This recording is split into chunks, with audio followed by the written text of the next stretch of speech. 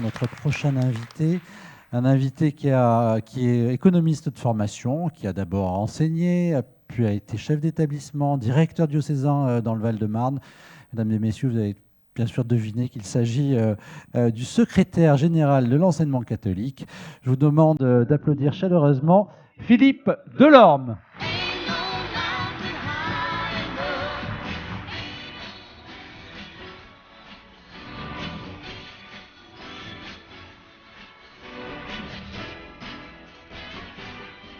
Bonjour Philippe Delorme. Bonjour à vous.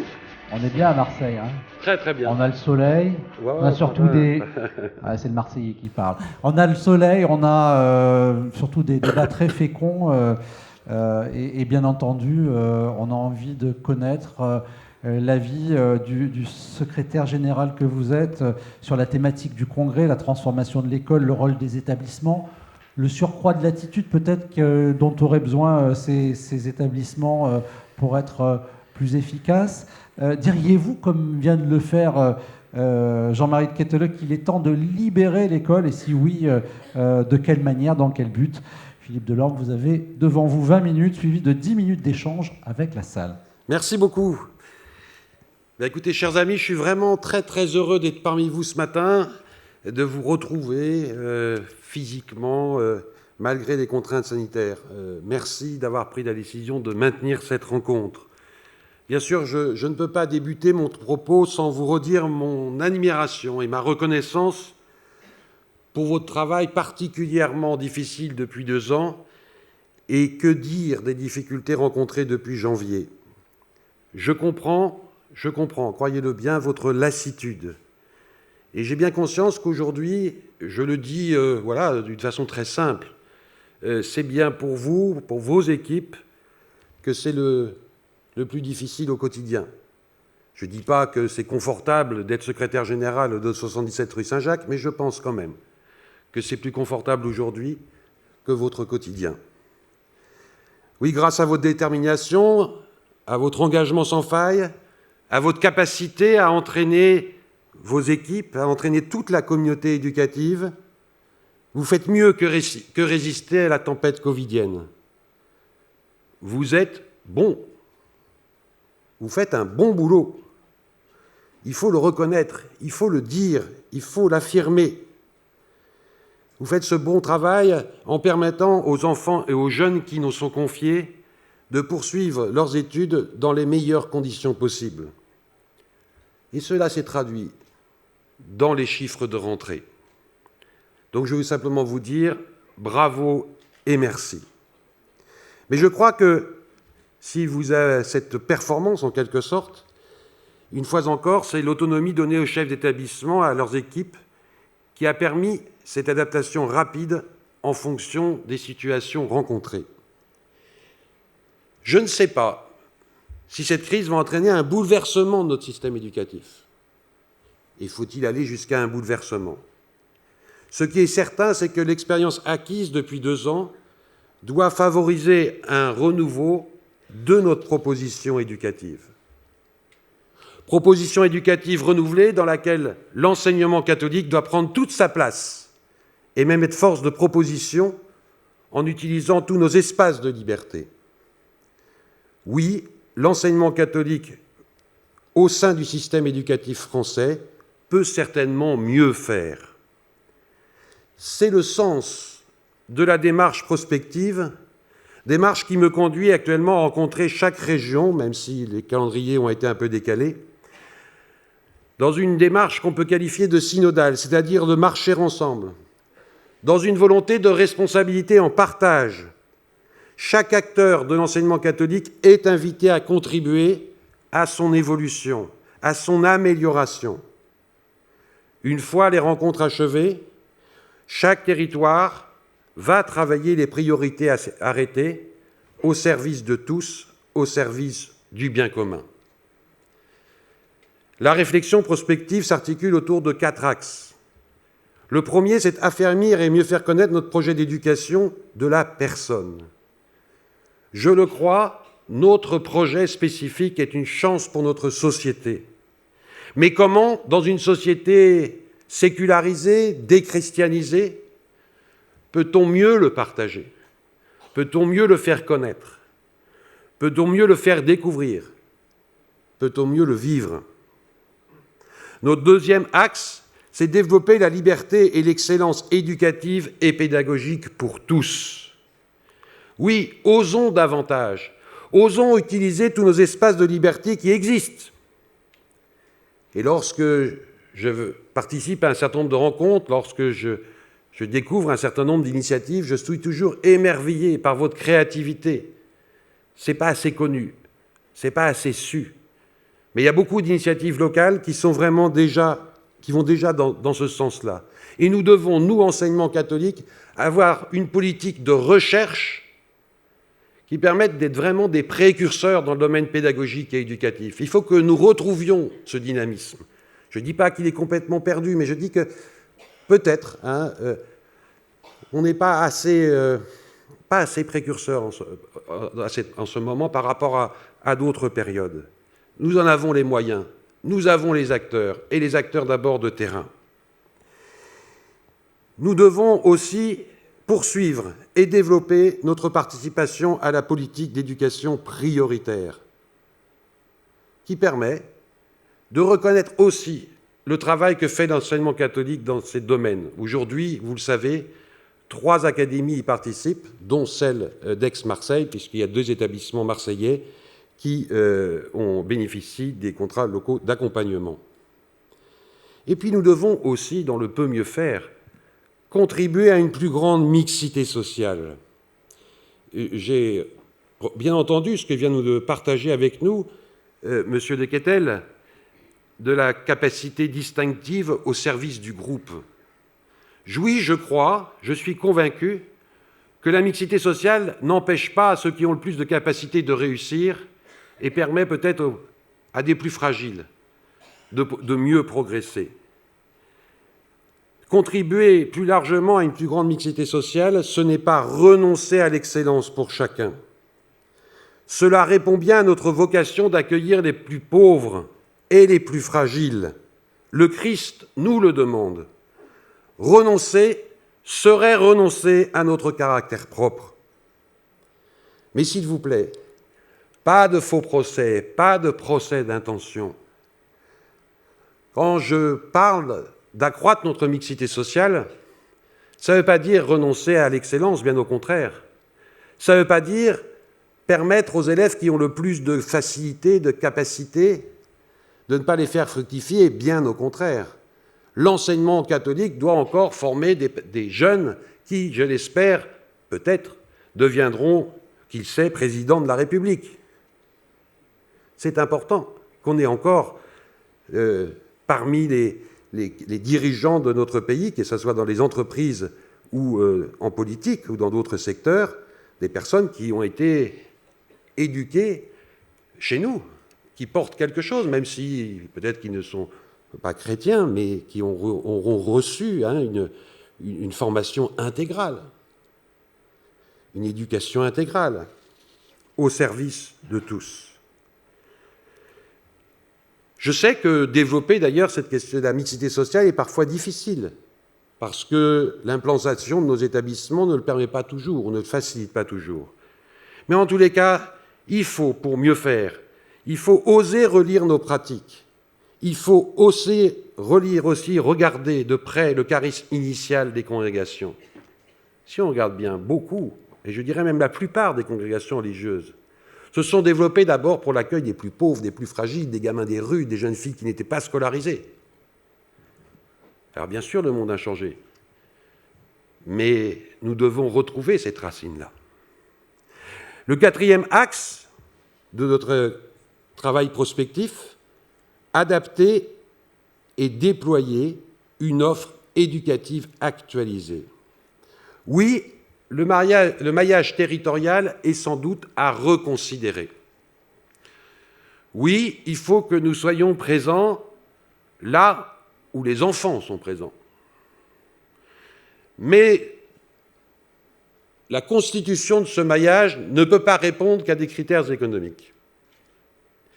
Nous devons et nous participons aussi au dynamisme des territoires.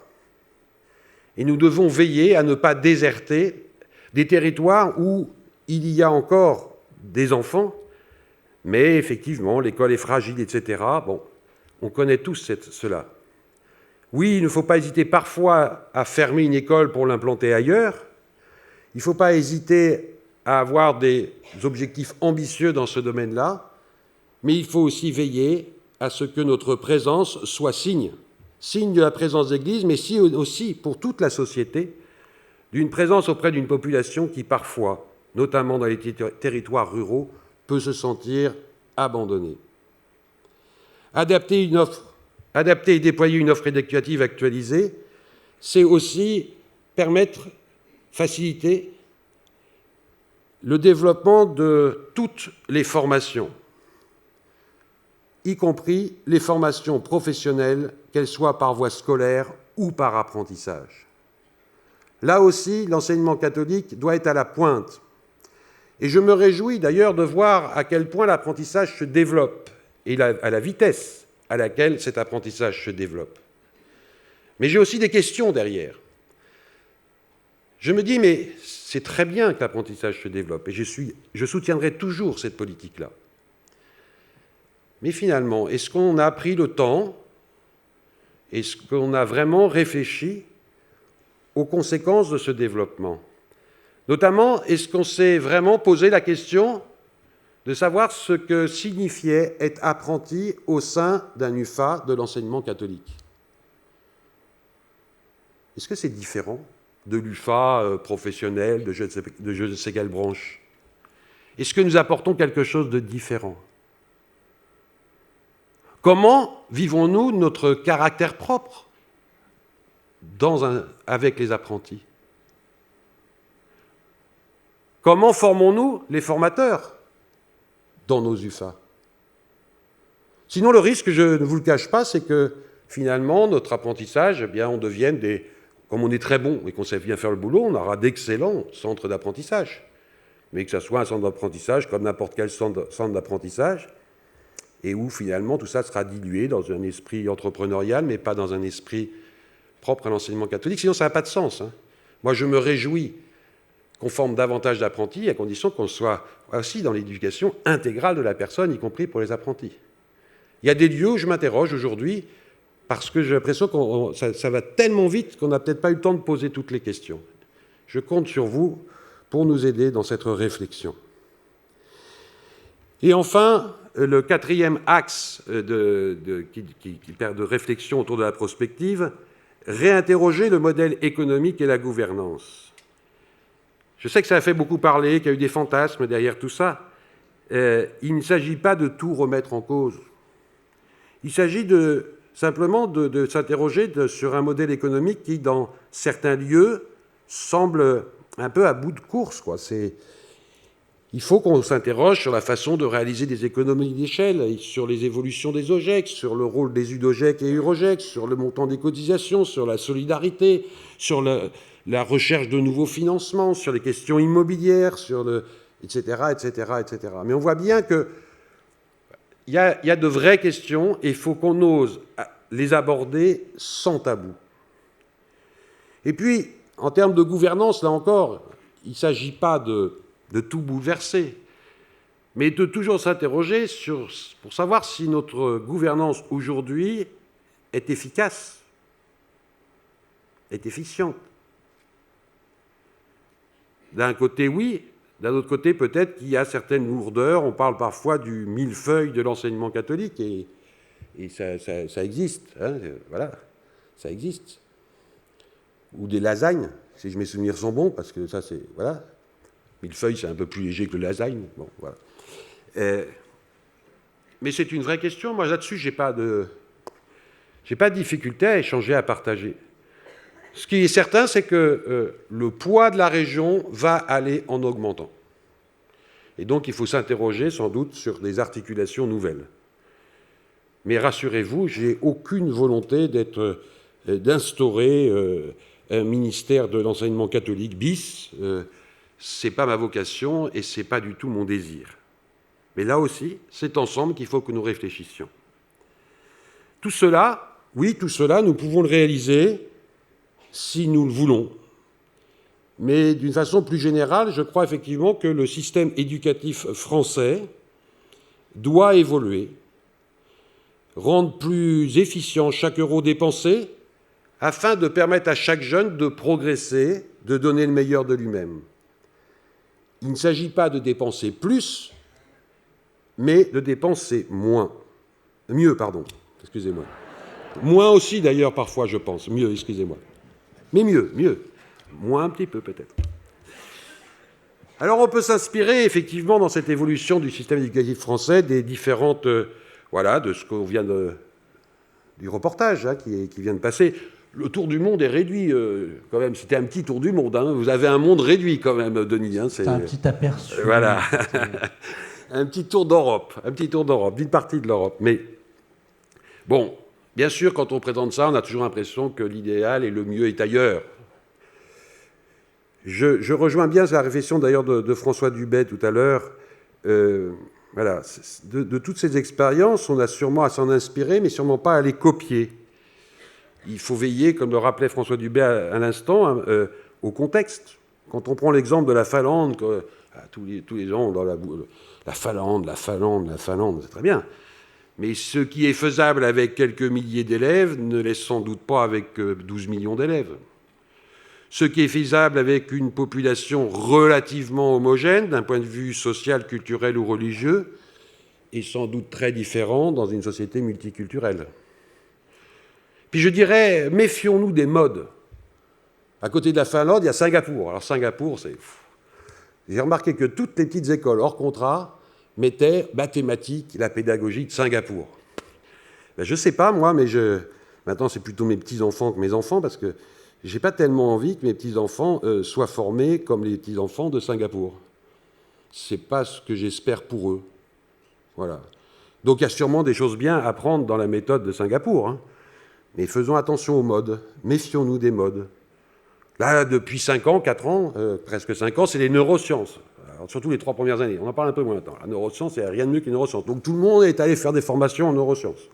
Il y a des choses bien à apprendre en neurosciences. Puis actuellement, la mode, c'est de nouveau d'aller vers des pédagogies dites nouvelles. Montessori, Steiner et compagnie, c'est très nouveau, effectivement. Ça interroge. Mais en même temps, ça doit nous interroger. Pourquoi nos familles, des familles, qui auraient pu être les nôtres ou qui ont été les nôtres, vont se tourner, payer très cher des écoles, par exemple des écoles Montessori, qui pour la plupart sont des écoles hors contrat. Voilà. Qu'est-ce que ça veut dire ? En tout cas, ça doit nous interroger. Ça doit nous interroger parce que ça veut dire qu'il y a quelque chose à proposer sans doute de nature différente et que les parents ne trouvent pas par inquiétude, par stress, parce qu'il y a aussi beaucoup d'angoisse derrière tout ça, mais ça signifie quelque chose. Cependant, quand on regarde les différents exemples et quand on écoute, alors j'étais pas là hier, hein, c'est toujours délicat d'intervenir dans un congrès auquel on n'a pas participé entièrement, mais quand on écoute les témoignages et les différentes interventions, nous pouvons observer qu'une plus grande application du principe de subsidiarité qui nous est si cher est gage d'une plus grande efficacité. La centralisation par ses trop nombreuses injections est souvent déconnectée des réalités du terrain. Je sais qu'au SNEL, vous militez pour une large autonomie des établissements. J'ai lu avec attention la dernière revue qui confirme d'ailleurs cet engagement. Je félicite d'ailleurs pour la nouvelle maquette de cette revue que je trouve beaucoup plus lisible et j'ai apprécié les dessins humoristiques. C'était très bien, voilà. Et bravo pour ceux qui ont réalisé cette revue. Alors si je partage avec vous le fait que l'établissement est bien premier, en revanche, vous le savez, une approche trop libérale me semble dangereuse. Oui, le principe de subsidiarité doit être réellement mis en œuvre, mais comme le rappelle le pape Benoît XVI, oui, dans Caritas in Veritate, le principe de subsidiarité doit être étroitement lié au principe de solidarité et vice-versa. Car si la subsidiarité sans la solidarité tombe dans le particularisme, il est également vrai que la solidarité sans la subsidiarité tombe dans l'assistanat qui humilie celui qui est dans le besoin. Particularisme, individualisme, repli sur soi, j'ai connu, certains d'entre vous ont connu aussi cette époque, Une époque où les CE allaient directement négocier avec le rectorat leurs moyens. Cela avait pour conséquence de créer des inégalités, de profondes injustices, parce qu'il n'y avait pas de solidarité, ni recherche du bien commun. J'ai connu aussi une époque dont vous rêvez encore, et certains voudraient y retenir ici, je sais, où la liberté totale donnée aux chefs d'établissement pour le recrutement des enseignants conduisait les établissements les moins attractifs à la peine. Si nous n'avions pas créé le plan pour les réussites, pensez-vous réellement que nous aurions pu développer aussi massivement des dispositifs pour les plus fragiles de type Ulysse? Je ne le pense pas. Il y aurait toujours eu des projets plus urgents. Si nous n'avions pas introduit l'IPS pour la répartition des moyens, etc., etc. Cependant, je crois nécessaire que le système éducatif français évolue pour donner plus de souplesse, plus d'autonomie aux chefs d'établissement et à leurs équipes, pour permettre une adaptation plus grande aux situations rencontrées au niveau local. Oui, il faut alléger les contraintes administratives qui vous détournent du cœur de votre métier. Il faut vous faire davantage confiance, ainsi qu'à vos équipes. Les propositions que je vais formuler dans le cadre des prochaines échéances électorales vont dans ce sens. Quelques exemples. Confier la pleine responsabilité de l'établissement au chef d'établissement, garant de l'implication, responsable de tous. Attribuer aux établissements scolaires les moyens de leur autonomie par l'attribution d'une dotation horaire réellement globale et autonome comprenant les remplacements de courte durée. Donner une large autonomie aux chefs d'établissement pour organiser les remplacements de courte durée, etc., etc. Beaucoup d'autres propositions allant dans le sens d'une plus grande liberté pédagogique.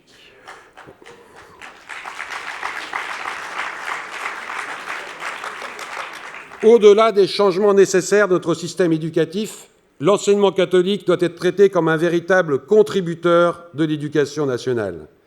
L'État doit nous garantir une égalité de traitement, que ce soit par exemple pour la rémunération des suppléants, que pour les aides sociales et beaucoup d'autres points encore. Chers amis, croyez que ma détermination est entière, et même si je vais toujours privilégier le dialogue en vérité à la confrontation, je défendrai toujours notre institution, non pas parce qu'elle réclamerait des privilèges, mais parce qu'elle remplit pleinement sa mission et que notre projet, je le redis, constitue une belle réponse aux défis actuels de notre société. C'est une question de justice et d'équité. Oui, un enfant est un enfant.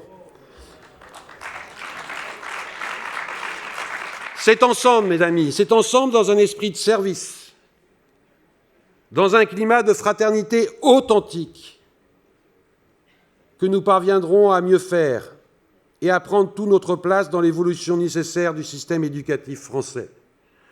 Je sais pouvoir compter sur vous comme vous pouvez compter sur moi. Votre mission est certes difficile, mais tellement extraordinaire. Alors, malgré les circonstances, demeurons des témoins joyeux de l'espérance qui nous habite. Nos jeunes, nos communautés éducatives, notre société en ont tant besoin. Je vous remercie.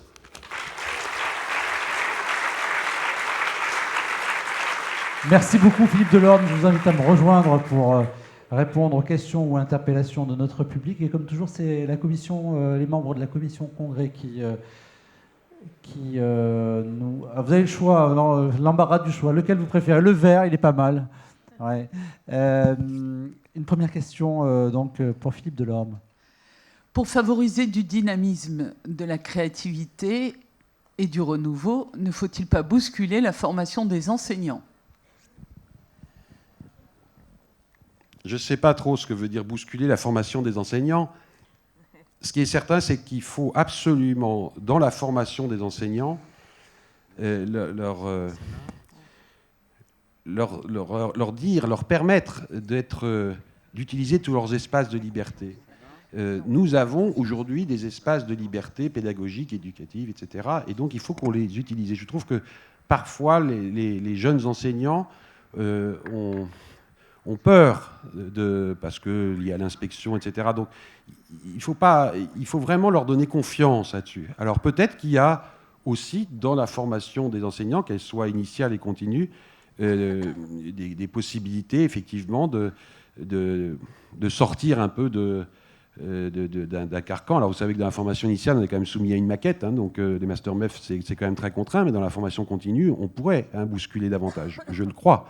Et d'ailleurs, dans une des propositions que nous faisons, pour les élections, on propose d'analyser le temps de travail des enseignants et que dans cette analyse du temps de travail, la formation continue soit incluse.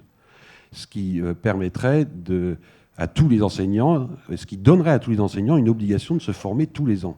Ce qui me semble, moi, une nécessité pour notre institution. Alors, une deuxième question qui nous est lue par Caroline Isoard. Alors, dans d'autres pays, le système éducatif repose sur le partenariat avec les familles et donc sur une grande culture de la confiance. Pouvons-nous retrouver cette culture de la confiance ? Est-ce qu'elle est perdue, la confiance des familles ? Je croyais que dans l'enseignement catholique, oui, on avait un lien fort aux familles. L'Assemblée répondrait sans doute mieux que moi à cette question. Non, je ne crois pas qu'elle n'est pas perdue, mais elle n'est dans beaucoup de cas plus un a priori il n'y a plus d'a priori de confiance, ou il n'y a pas toujours un a priori de confiance. C'est ça qui est difficile aujourd'hui pour les chefs d'établissement et leurs équipes, parce que il y a des attitudes de certaines familles, mais elles sont minoritaires, mais elles prennent beaucoup de temps aux chefs d'établissement et à leurs équipes. Mais un petit nombre de familles peut semer un grand bazar à un grand trouble dans un établissement, où là, il n'y a plus la confiance. Mais je crois que si dès le départ, d'où l'importance de prendre ce temps d'inscription pour présenter le projet et s'assurer qu'il y a bien une adhésion, après il peut y avoir des mensonges et des tromperies, mais bien une adhésion au projet éducatif, c'est important, parce qu'il faut que ça soit une rencontre, hein, et c'est la force de l'enseignement catholique, c'est que nous accueillons un enfant avec sa famille, et c'est un choix de la famille qui choisit un projet éducatif qui lui convient. Donc c'est vraiment important de prendre le temps du dialogue, mais je crois que plus on sera capable d'associer les familles, de partager avec les familles, plus ça sera efficace. Voilà. Alors, j'ai bien entendu tout à l'heure vos préventions à la fois à l'égard des modes et puis les limites de la comparaison entre systèmes éducatifs. Est-ce qu'il y a une école à l'étranger, parmi les exemples qu'on a vus là, qui vous fait envie plus qu'une autre ? Ou est-ce que finalement, on est bien en France ? De toute façon, on est bien en France, quand même. On est pas mal en France. Mais moi, je souhaiterais vraiment je souhaiterais qu'il y ait beaucoup plus de souplesse dans le système, quand même. C'est-à-dire qu'on est quand même on est bien en France, on est dans un système très centralisé. En même temps, si on décentralisait trop, par exemple, si le ministère donnait tous les budgets au rectorat, on sait que ça serait beaucoup plus compliqué à gérer, parce qu'il y a quand même des avancées qu'on obtient parce qu'il y a un arbitrage, parce que ça se décide au niveau du ministère. Donc s'il y avait une trop grande déconcentration, ou pire, une décentralisation, je ne suis pas sûr que ce soit la bonne solution. Mais je pense que quand un ministre dit, en gros, faut que le matin, à telle heure, on fasse chanter les élèves, je ne pense pas que ce soit le rôle du ministère. Voilà. Je ne pense pas. C'est que le ministère mette en place une politique qui ait des moyens pour favoriser le développement artistique dans les écoles, ça très bien. Mais après, chaque chef d'établissement fait ce qu'il veut avec ça. Il ne va pas faire chanter tous ces gamins à 8h20 parce que le ministre a dit qu'il fallait chanter à 8h20. Quoi. Or, c'est un peu ça parfois. Le système français, il souffre de cette volonté un peu égalitariste. Enfin, on voudrait une égalité formelle qui consisterait à donner à tout le monde la même chose. Tout à l'heure, on a entendu quelque chose avec Jean-Marie de Ketteleu. Il y avait cette idée que peut-être il faudrait en finir avec le socle commun. Vous seriez favorable à ça ? Je ne suis pas sûr qu'il faille terminer avec le socle commun. Ce dont je suis absolument convaincu, c'est qu'il faut absolument donner plus de souplesse, notamment au collège. Ça ne veut pas dire la fin du collège unique, mais plus de souplesse au collège pour tenir compte des différences de gamins et des situations. Et donc il faut qu'il y ait une plus grande autonomie, à mon avis. Il faut, je ne sais pas s'il faut, c'est ce que je partage en tous les cas, dans la DSG du collège, pour que on puisse accompagner réellement le gamin qui arrive en 6e et qui ne sait pas vraiment lire, et puis aider le gamin, et puis accompagner le gamin qui a beaucoup de facilité et qui peut avancer. Moi, je crois qu'on se nourrit de la mixité sociale, mais la mixité sociale, ça ne veut pas dire une forme sociale et scolaire, mais ça ne veut pas dire uniformité. Nivellement par le bas. Oui, mais je ne sais pas si c'est un nivellement par le bas, mais en tous les cas, il faut donner les conditions de réussite à chacun pour que chacun puisse donner le meilleur de lui-même. Le collège unique, oui, mais pas uniforme. Donc il faut pouvoir adapter. Et je pense que là, pour le coup, chaque chef d'établissement, en fonction du profil de jeunes qu'il accueille, est en mesure, si on lui donne cette marge d'autonomie, y compris pour les programmes. Je suis pour les programmes nationaux, mais je pense qu'il faut aussi pouvoir se détacher d'un carcan du programme. Par contre, je ne vais pas jusqu'à dire que il faudrait retourner à des 6e de transition ou des 5e de transition. Ça, je n'y suis pas favorable, parce que ça a existé dans le passé, que ça n'a pas forcément porté du fruit. Mais on est dans une telle massification avec des contraintes qui sont là. J'étais, il y a un mois, en Guyane, à Saint-Laurent-de-Baronnie, le long du fleuve, avec la frontière du Suriname. Vous avez dans nos écoles, on a une école catholique et un collège et lycée. Nous avons dans nos écoles 70% des enfants qui sont allophones. Est-ce que vous pensez que le professeur des écoles va faire le programme exigé en CP? Non, il va s'adapter parce qu'il ne peut pas faire la même chose avec les enfants. Voilà. Merci beaucoup, Philippe Delorme. Merci pour la richesse de nos échanges. Ah, très bien. Alors, Denis, avant la pause, moi, je tenais à revenir sur un point particulier que vous avez évoqué hier. Ah. Et ça m'a empêché de dormir toute la nuit, comme un facétieux turlupin, là, comme ça, dans ma tête. C'est celui, et vous venez de l'évoquer avec M. Delorme, le secrétaire général, c'est celui des questions tabous, évoquées hier de façon assez mystérieuse par M. Bouvier. Moi, n'ayant pas le livre de M. Bouvier dans ma chambre d'hôtel, oui, vous me direz, il n'y a même plus de Bible non plus dans l'hôtel, et comme son livre est considéré un peu comme la Bible de l'éducation, tout ça me paraît assez cohérent finalement. Alors j'ai tenté néanmoins d'en déceler moi-même quelques-unes de ces questions tabous. Attention, question tabou. Concernant la pédagogie de l'enseignement, oui, jusqu'où peut-on aller pour favoriser le rapprochement entre le professeur et l'élève et manifester des signes de reconnaissance mutuelle? Visiblement très loin, hein, si le professeur peut amener l'élève à se dépasser pour devenir plus tard président de la République.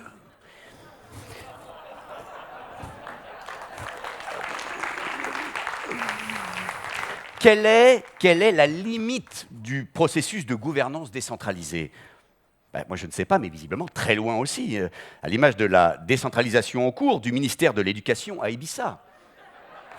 Écoutez, vous savez, en avion supersonique, à moins de 2 heures de Paris, vous êtes à Rio. Autonomie. Mais le problème ne vient-il pas tout simplement du chef d'établissement lui-même? Je veux dire, n'est-il pas simplement sémantique avec la dénomination même de chef d'établissement? C'est vrai, si celui-ci n'a de chef que le pouvoir de choisir de dégraisser, à défaut du mammouth, les seuls plans de travail des cuisines avec des produits d'entretien bio plutôt qu'avec de l'eau de Javel, je veux dire, c'est vrai, appelons-les tout simplement des valets d'établissement. Et la question de l'autonomie, ne se posera plus avec la même intensité. Question taboue. Et enfin, pourquoi le pape ne parle jamais d'école? Eh bien, tout simplement parce qu'avec une moyenne d'âge de 78 ans au Vatican, on est peut-être plus enclin de parler d'EHPAD que d'école. Voilà, mes questions tabous sont levées. Vous pouvez, à votre tour, vous lever pour quelques minutes de pause bien méritée, pendant lesquelles je vais aller me cacher. Retour à 11h10.